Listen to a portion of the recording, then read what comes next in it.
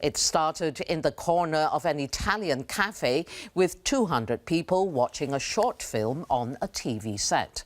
Now the films are many, the crowds are massive, and the event has gone global. Tropfest 22 will be staged in Sydney's Centennial Parklands tomorrow night. SBS reporter Manny Tsigas takes a look back at how the world's biggest short film festival came to be.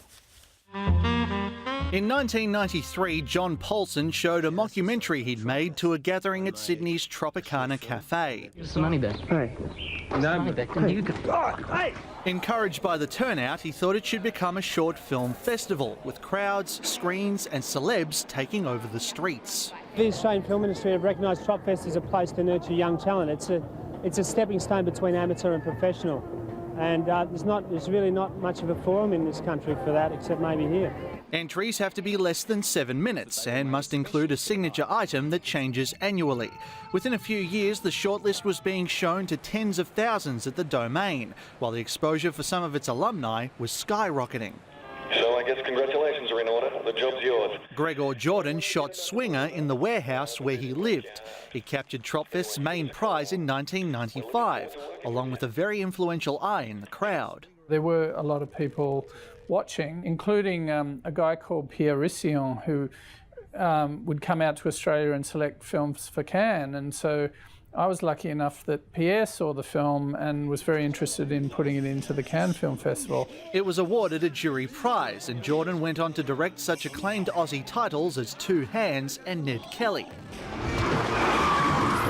Nash Edgerton won in 1997 with Deadline, an early title for what's now one of Australia's biggest movie-making collectives, Blue Tongue Films. That was the moment when I realised I wanted to be a filmmaker seriously, because I'd made the film as a kind of as a challenge to myself, and but wasn't really thinking about that I would be a director. I said no, all right? Having the film screen and the reaction it got on the night was a huge buzz. I did like it's a 7/8, mate. Hey, good luck with your film, mate.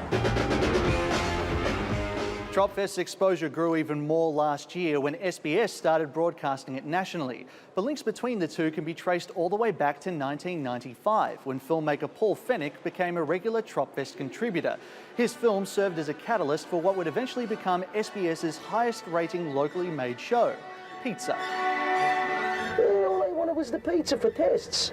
I don't know. That's aliens for you. Much like the Tropicana, Tropfest has been extended and modernised. But as it continues to grow, has its low-budget grassroots approach been compromised? People may have opinion on that. I certainly think that we tried and we aim to keep it as relevant, as grassroots and as fun, as meaningful to filmmakers. Without them, we don't really have a festival. We've got nothing.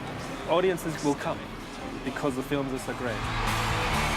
And tomorrow night, they'll get to see a few more. Manny Tsigas, World News Australia.